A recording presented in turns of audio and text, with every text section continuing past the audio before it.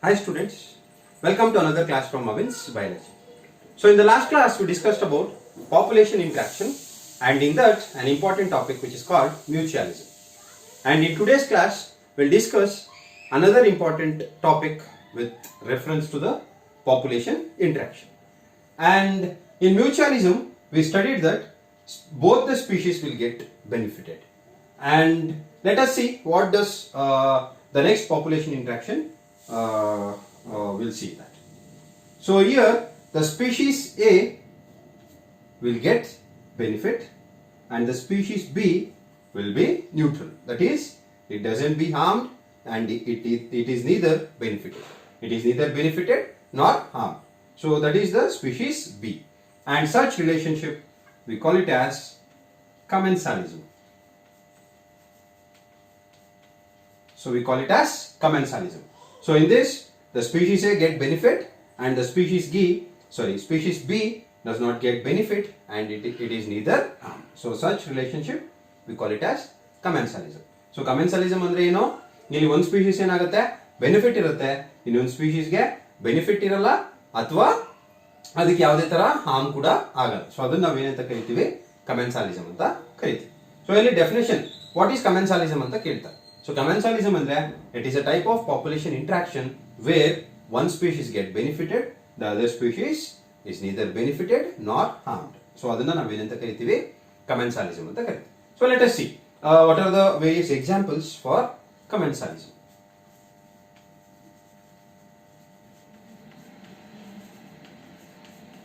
So commensalism ಇಲ್ಲಿ ಏನು ಹೇಳಿದೆ ನಾನು, ಒಂದು ಸ್ಪೀಶೀಸ್ ಬೆನಿಫಿಟ್ ಇರುತ್ತೆ, ಇನ್ನೊಂದು ಸ್ಪೀಶೀಸ್ಗೆ ಯಾವುದೇ ತರ ಬೆನಿಫಿಟ್ ಇರಲ್ಲ, ಜೊತೆಗೆ ಯಾವುದೇ ತರ ಅದಕ್ಕೆ ಹಾರ್ಮ್ ಕೂಡ ಇರಲ್ಲ. ಸೊ ಅದನ್ನ ನಾವೇನಂತ ಕರಿತೀವಿ, commensalism ಅಂತ ಕರಿತೀವಿ.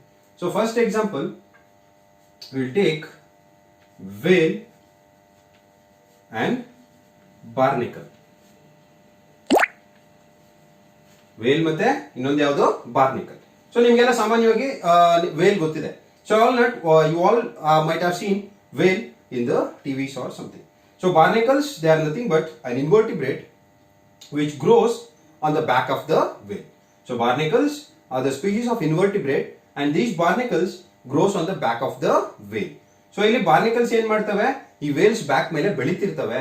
ಸೊ ಅದು ಇಲ್ಲಿ ಈ whale ಗೆ ಯಾವುದೇ ತರದ ಬೆನಿಫಿಟ್ ಇರಲ್ಲ, ಜೊತೆಗೆ ಯಾವುದೇ ತರದ ಆರ್ಮ್ ಕೂಡ ಇರಲ್ಲ. ಯಾವ್ದ್ರಿಂದ, ಈ barnacles ಅದ್ರ ಮೇಲೆ ಗ್ರೋ ಆಗೋದ್ರಿಂದ. ಬಟ್ barnacles ಗೆ ಏನಿರುತ್ತೆ, ಒಂದು ಬೆನಿಫಿಟ್ ಇರುತ್ತೆ. ಅದಕ್ಕೆ ಏನು ಅಂದ್ರೆ it can move to longer distance. ಅದೇನಾಗುತ್ತೆ, ತುಂಬಾ ಲಾಂಗರ್ ಡಿಸ್ಟೆನ್ಸ್ ವೇಲ್ ಎಲ್ಲೆಲ್ಲಿ ಮೂವ್ ಆಗುತ್ತೋ ಅಲ್ಲಿಗೆಲ್ಲ ಏನಾಗ್ಬೋದು, ಈ ಬಾರ್ನಿಕಲ್ ಮೂವ್ ಆಗ್ಬೋದು. ಸೊ ಮೂವ್ ಆದಾಗೆಲ್ಲ ಏನಾಗುತ್ತೆ, ಇದಕ್ಕೆ ಫುಡ್ ಸಿಗುವಂತ ಚಾನ್ಸಸ್ ಜಾಸ್ತಿ ಇರುತ್ತೆ. ಯಾವುದಕ್ಕೆ, ಬಾರ್ನಿಕಲ್ಗೆ. So actually this barnacle it is a sedentary animal. ಇದೇನಾಗುತ್ತೆ, ನಾರ್ಮಲ್ ಆಗಿ ಸಬ್ಸ್ಟ್ರಾಟಮ್ ಅಟ್ಯಾಚ್ ಆಗಿರುತ್ತೆ. ಬಟ್ ಇಲ್ಲಿ ವೇಲ್ ಮೇಲೆ ಬೆಳೆಯೋದ್ರಿಂದ ಈ ಬಾರ್ನಿಕಲ್ ಏನಾಗ್ಬೋದು, ತುಂಬಾ ಲಾಂಗರ್ ಡಿಸ್ಟೆನ್ಸ್ಗೆ ಟ್ರಾವೆಲ್ ಮಾಡುತ್ತೆ. ಸೊ ಫುಡ್ ಸಿಗುವಂತ ಚಾನ್ಸಸ್ ಏನಾಗುತ್ತೆ, ಜಾಸ್ತಿ ಆಗುತ್ತೆ. So this is getting benefited. And this whale, it is neither benefited nor harmed. So that is one example. And the second example is epiphyte. Epiphyte on trees. So epiphyte on trees. Epiphytes andre these are nothing but they are small plants. They are small plants which grow on the trees. ಈ epiphytes ಏನಾಗುತ್ತೆ, ಈ tree ಮೇಲೆ ಬೆಳೀತವೆ. ದೊಡ್ಡ ದೊಡ್ಡ ಮರ ಇರುತ್ತಲ್ಲ, ಅದ್ರ ಮೇಲೆ ಏನಾಗುತ್ತೆ, ಎಪಿಫೈಟ್ಸ್ ಅನ್ನೋದು ಬೆಳೆಯುತ್ತೆ. ಸೊ ಇಲ್ಲಿ ಎಪಿಫೈಟ್ಸ್ ಏನು ಅಂದ್ರೆ, ಒಂದು ಅಡ್ವಾಂಟೇಜ್ ಏನ್ ಸಿಗುತ್ತೆ ಅಂದ್ರೆ, ನಾರ್ಮಲ್ ಆಗಿ ಎಪಿಫೈಟ್ಸ್ ಎಲ್ಲಿ ಟ್ರೀಸ್ ಮೇಲೆ ಬೆಳೀತಾವೆ ಅಂದ್ರೆ, ಎಲ್ಲಿ ಕೆಳಗಡೆವರೆಗೂ ಅಂದ್ರೆ ತುಂಬಾ ಡೆನ್ಸ್ ವೆಜಿಟೇಷನ್ ಇರುತ್ತೆ ಅಂತ ಕಡೆ ಏನಾಗಲ್ಲ, ತುಂಬಾ ಕೆಳಗಡೆವರೆಗೂ ಏನಾಗಲ್ಲ, ಲೈಟ್ ರೀಚ್ ಆಗ್ತಿರಲ್ಲ. ಏನಕ್ಕೋಸ್ಕರ, ಫೋಟೋಸಿಂಥಸಿಸ್ಗೋಸ್ಕರ. ಸೊ ಹಂಗಾಗಿ ಏನಾಗ್ತವೆ, ಎಪಿಫೈಟ್ಸ್ ಎಲ್ಲಿ ಬೆಳೀತವೆ, ಟ್ರೀಸ್ ಮೇಲ್ಗಡೆ ಬೆಳೆಯುತ್ತೆ. ಸೊ ಟ್ರೀಸ್ ಮೇಲ್ಗಡೆ ಬೆಳೆಯೋದ್ರಿಂದ ಎಪಿಫೈಟ್ಸ್ ಒಂದು ಅಡ್ವಾಂಟೇಜ್ ಏನು ಅಂದ್ರೆ, they can easily get the sunlight. Sunlight ತಗೊಂಡು ಏನ್ ಮಾಡ್ಬೋದು, ಇದು ಫೋಟೋಸಿಂಥಸಿಸ್ ಮಾಡ್ಕೋಬಹುದು. ಬಟ್ ಈ ಟ್ರೀಸ್ ಏನಿಲ್ಲ, ಇಲ್ಲಿ ಯಾವುದೇ ತರದ ಅಡ್ವಾಂಟೇಜ್ ಇಲ್ಲ ಅಥವಾ ಇದಕ್ಕೆ ಡಿಸ್ಅಡ್ವಾಂಟೇಜ್ ಕೂಡ ಇಲ್ಲ. So that is epiphytes. And normal ಆಗಿ ಎಪಿಫೈಟ್ಸ್ ಅಂದ್ರೆ they are nothing but orchids. ಯಾವುದು, ಆರ್ಕಿಡ್ಸ್. ಸೊ ಎಲ್ಲಿ ಬೆಳಿತಾವೆ ಇವು, ಟ್ರೀಸ್ ಮೇಲೆ ಬೆಳೀತು. And the third and the best classic example for commensalism is your ಯಾವ್ದು ಹೇಳ್ಬೋದು, third example, cattle and egret. Cattle and egret. So ಯಾರು ರೂರಲ್ ಸ್ಟೂಡೆಂಟ್ಸ್ ಇದ್ದೀರೋ ಅವರಿಗೆ ಈ ಎಕ್ಸಾಂಪಲ್ ನೋಡಕ್ಕೆ ಸಿಗುತ್ತೆ. ಸೊ ಇಲ್ಲಿ ಕ್ಯಾಟಲ್ ಅಂದ್ರೆ ಯಾವುದು ಕೌಸ್ ಮತ್ತೆ buffalo. And ಎಗ್ರೆಟ್ it is A small bird which appears like A ನಿಮಗೆ ಕ್ರೇನ್ ತರ ಕಾಣಿಸುತ್ತೆ ನೋಡ. ಕ್ರೇನ್ ಅಂದ್ರೆ ನಾರ್ಮಲ್ ಆಗಿ ಈ ಕೊಕರೆಗಳ ತರ ಇರುತ್ತೆ ಇದು ಯಾವುದು egret. And this cattle and egret it is a classic example for commensalism. So ಇಲ್ಲಿ ಏನಿದೆ ಕಮೆನ್ಸಾಲಿಸಮ್ಗೆ ಒಂದಕ್ಕೆ ಬೆನಿಫಿಟ್, ಇನ್ನೊಂದಕ್ಕೆ ಯಾವುದೇ ತರದ ಬೆನಿಫಿಟ್ ಇಲ್ಲ, ಆರ್ಮ್ ಇಲ್ಲ. ಸೊ ಇಲ್ಲಿ ಕ್ಯಾಟಲ್ಗೆ ಏನಾಗುತ್ತೆ, ಈ ನಾರ್ಮಲ್ ಆಗಿ ಕ್ಯಾಟಲ್ ಏನ್ ಮಾಡ್ತಿರ್ತವೆ, ದೇ ಫೋರೇಜ್ ಅಂದ್ರೆ ಹುಲ್ ಮೇಯ್ತಿರ್ತವೆ. ಸೊ ಹುಲ್ ಮೇಯುವಾಗ ಏನಾಗುತ್ತೆ, ಆ ಹುಲ್ಲೊಳಗಡೆ ಮುಚ್ಚಿಕೊಂಡಿರುವಂತ ಇನ್ಸೆಕ್ಟ್ಸ್ ಏನಾಗ್ತವೆ ಆಚೆ ಕಡೆ ಬರುತ್ತೆ, ಯಾಕಂದ್ರೆ ಅಲ್ಲಿ ಓಡಾಡ್ತಿರ್ತವೆ ಈಗ ಕೌಸ್ ಮತ್ತೆ ಬಫೆಲೋಸ್. ಸೊ ಆಗ ಇನ್ಸೆಕ್ಟ್ಸ್ ಏನಾಗುತ್ತೆ ನಾರ್ಮಲ್ ಆಗಿ ಎದ್ದು ಆಚೆ ಕಡೆ ಬರುತ್ತೆ. ಎಗ್ರೆಟ್ ಏನ್ ಮಾಡುತ್ತೆ, ಅದ್ರ ಪಕ್ಕ ಏನ್ ಮಾಡ್ತಿರುತ್ತೆ, ಕ್ಯಾಟಲ್ ಎಲ್ಲಿ ಫೋರೇಜ್ ಮಾಡ್ತಿರುತ್ತೋ ಅದ್ರ ಪಕ್ಕ ಎಗ್ರೆಟ್ ಏನ್ ಮಾಡುತ್ತೆ, ಫೋರೇಜ್ ಮಾಡುತ್ತೆ. ಸೊ ಅಂದ್ರೆ ಏನು, ಇದಕ್ಕೆ ಎಗ್ರೆಟ್ ಏನೋ ಒಂದು ಈಸಿ ಆಗುತ್ತೆ. ಯಾವ್ದು ಈಸಿ, ಏನು ಈಸಿ ಆಗುತ್ತೆ, ಅದಕ್ಕೆ ಇನ್ಸೆಕ್ಟ್ಸ್ ಹುಡುಕಿ ತಿನ್ನುವಂತಹ ಒಂದು ಇದಿರಲ್ಲ. ಸೊ ಯಾವಾಗ ಈ ಕ್ಯಾಟಲ್ ಅಲ್ಲಿ ಓಡಾಡ್ತಿರ್ತಾವೋ, ಸೊ ಆಗ ಇನ್ಸೆಕ್ಟ್ಸ್ ಇದ್ದಾಗ ಏನ್ ಮಾಡುತ್ತೆ, ಎಗ್ರೆಟ್ ನ ಅದ್ ಇಟ್ಕೊಂಡು ಏನ್ ಮಾಡುತ್ತೆ, ತನ್ನ ಫುಡ್ ಆಗಿ ತಗೊಳ್ತಿರುತ್ತೆ.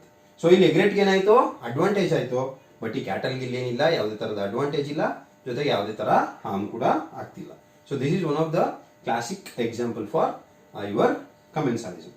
ಸೊ ಇದು ರೂರಲ್ ಸ್ಟೂಡೆಂಟ್ಸ್ ಎಲ್ಲಿ ನಾವು ನಾರ್ಮಲ್ ಆಗಿ ಎಲ್ಲಿ ಕ್ಯಾಟಲ್ ಗ್ರೇಸ್ ಮಾಡ್ತಿರುತ್ತೋ, ಗ್ರೇಸಿಂಗ್ ಆಗ್ತಿರುತ್ತೋ, ಸೊ ಅಂತ ಕಡೆ ನಾವೇನ್ ಮಾಡ್ಬೋದು, ಎಗ್ರೆಟ್ ನ ಕಾಣ್ಬೋದು. So this is about cattle and egret. So ಇದು ನಾರ್ಮಲ್ ಆಗಿ ಕ್ಯಾಟಲ್ ಇಗ್ರೆಟ್ ಅಂತಾನೆ ಕರೀತಾರೆ. So this is the best example for commensalism. And another example for this commensalism is sea anemone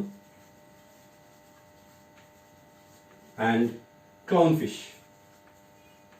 Sea anemone and clownfish. This is another example for your commensalism. So ಇಲ್ಲಿ ಏನಾಗುತ್ತೆ, these clownfish they get into this sea anemone. ಈ sea anemone ನೋಡಿರ್ತೀರಾ, ಇದು sedentary, ಇದಕ್ಕೆ substratum attach ಆಗಿರುತ್ತೆ. And this contains tentacles. ಈ sea anemone ಮೇಲೆ ಏನಿರುತ್ತೆ, ಸಿ ಅನಿಮೋನ್ ಹತ್ರ, ಸಿ ಅನಿಮೋನ್ ಅಲ್ಲಿ ಟೆಂಟಿಕಲ್ಸ್ ಇರುತ್ತೆ. ಈ ಕ್ಲೌನ್ ಫಿಶ್ ಏನಾಗುತ್ತೆ, it gets into the sea anemone and it get protection from the sea anemone. ಇದಕ್ಕೆ ಏನ್ ಸಿಗುತ್ತೆ ಅಂದ್ರೆ ಇದರಿಂದ ಪ್ರೆಡೇಟರ್ಸ್ ಇಂದ ಪ್ರೊಟೆಕ್ಷನ್ ಸಿಗುತ್ತೆ. ಯಾವ್ದಕ್ಕೆ, ಕ್ಲೌನ್ ಫಿಶ್. ಯಾಕಂದ್ರೆ ಕ್ಲೌನ್ ಫಿಶ್ ಎಲ್ಲೋಗಿ ಸೇರ್ಕೊಂಡಿರುತ್ತೆ, ಸಿ ಅನಿಮೋನ್. ಅಂಡ್ ಈ ಸಿ ಅನಿಮೋನ್ ಏನಿರ್ತವೆ, ಟೆಂಟಿಕಲ್ಸ್ ಇರುತ್ತೆ.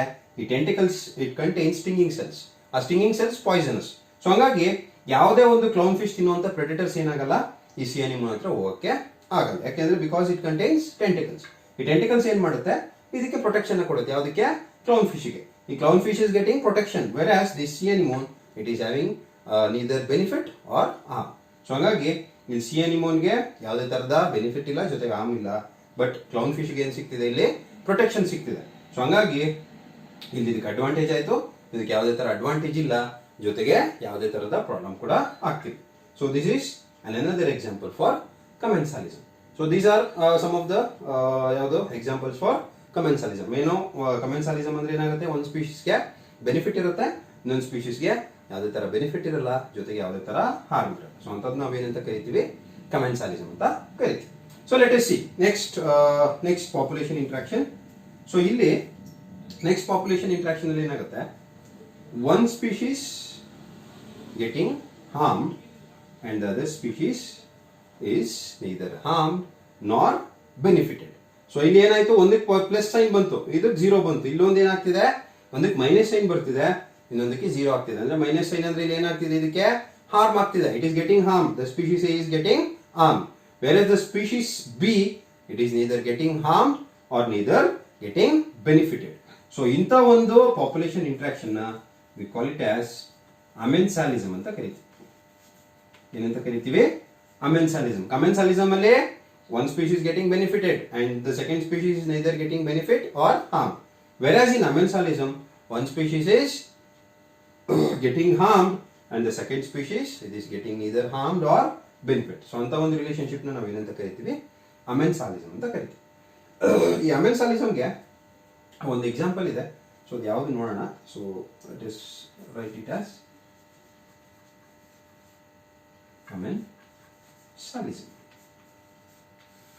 ಸೊ ಇಲ್ಲಿ ಏನಾಗ್ತಿದೆ, ಒಂದು ಸ್ಪೀಶೀಸ್ ಹಾರ್ಮ್ ಆಗ್ತಿದೆ, ಇನ್ನೊಂದು ಸ್ಪೀಶೀಸ್ಗೆ ಯಾವುದೇ ತರ ಬೆನಿಫಿಟ್ ಇಲ್ಲ.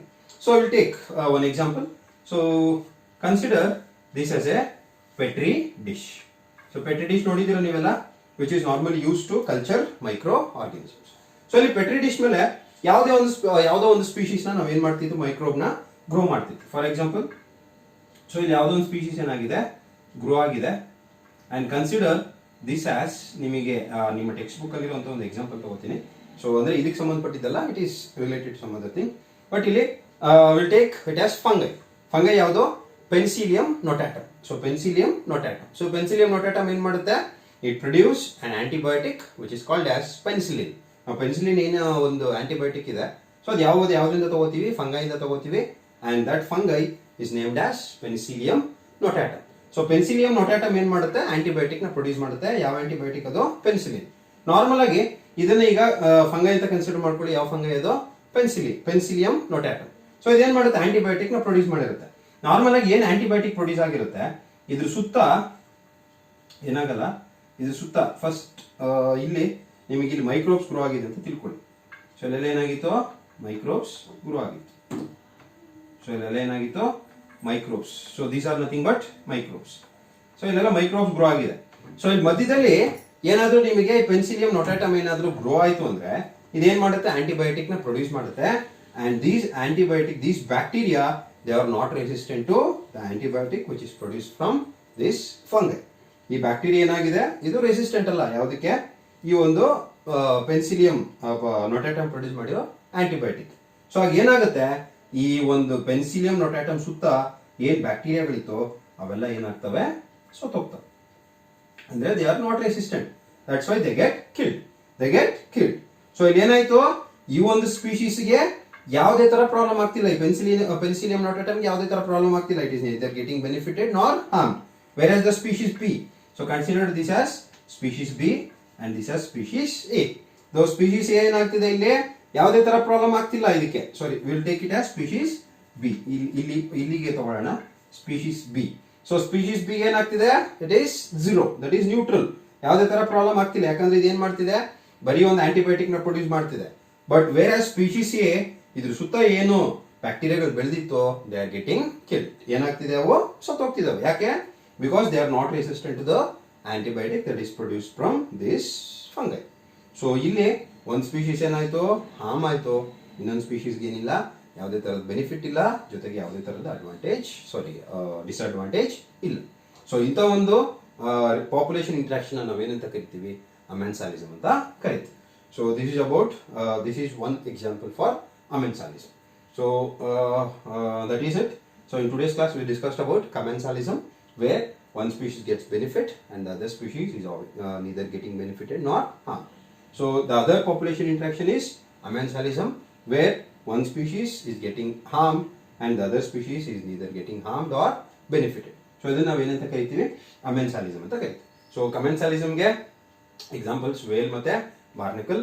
So these barnacles, they are invertebrates which grows on the back of the whale. So in barnacles it is getting benefited. Whale ಇದಕ್ಕೆ ಯಾವುದೇ ತರದ ಬೆನಿಫಿಟ್ ಇಲ್ಲ, disadvantage ಇಲ್ಲ. And next thing is epiphyte on trees. So in epiphyte it grows on trees and this is getting benefited, whereas this is having neutral effect. And classic example for your commensalism is cattle and egret. These egret always forages near the cattle. ಎಲ್ಲಿ cattle ಗ್ರೇಜ್ ಮಾಡ್ತಿರ್ತವೋ ಅಲ್ಲಿ ಏನಾಗುತ್ತೆ? ಎಗ್ರೆಟ್ ಫೋರೇಜ್ ಮಾಡ್ತಿರುತ್ತೆ. So cattle ಗ್ರೇಜ್ ಆಗೋತ್ರ ಏನಾಗುತ್ತೆ? Vegetation brush ಆದಾಗ ಏನಾಗಿತ್ತು? Insects ಆಚೆ ಬಂತು, ಅದನ್ನ ಈಸಿಯಾಗಿ ಇದು ಏನಾಗುತ್ತೆ? ಹಿಡ್ಕೊಳ್ಳುತ್ತೆ. So it is getting advantage, it is getting benefited and it is having neutral effect. And sea anemone and clown fish. These clown fish it gets into the sea anemone. ಇಲ್ಲಿ sea anemone ಅಲ್ಲಿ ಏನಿತ್ತು? Tentacles ಇತ್ತು. So ಹಂಗಾಗಿ ಈ clown ಫಿಶ್ಗೆ ಏನು ಸಿಗುತ್ತೆ? ಪ್ರೆಡಿಟರ್ಸ್ ಇಂದ protection ಸಿಗುತ್ತೆ. And whereas sea anemone it is having a neutral effect. And these are some of the examples for commensalism. And amensalism ಅಂತ ಬಂದಾಗ ಇಲ್ಲಿ ಒಂದು ಸ್ಪೀಶೀಸ್ ಹಾರ್ಮ್ ಆಗುತ್ತೆ, ಇನ್ನೊಂದು ಸ್ಪೀಶೀಸ್ ಏನಿಲ್ಲ, ನ್ಯೂಟ್ರಲ್ ಎಫೆಕ್ಟ್ ಇದೆ. So this is about amensalism. ಒಂದು example ಅಂದ್ರೆ we have taken the penicillium notatum, that is fungi which produce antibiotic penicillin. ಇದೇನಾಗುತ್ತೆ? ನಾರ್ಮಲ್ ಆಗಿ ಬ್ಯಾಕ್ಟೀರಿಯಾ ಮತ್ತೆ ಫಂಗೈ ಗ್ರೋ ಆಗಿದ್ದು ಒಂದು ಪೆಟ್ರಿ ಡಿಶ್ ಅಲ್ಲಿ ಈ ಫಂಗೈ ಏನಾದ್ರು ಬೆಳೀತು ಅಂದ್ರೆ it produce antibiotic and the bacteria which are not resistant to these antibiotics get killed. So this is getting harmed. And this is not getting harmed either, it is getting benefited. So this is called amensalism. So I'll stop here. In the next class we'll discuss other various population interactions. Thank you.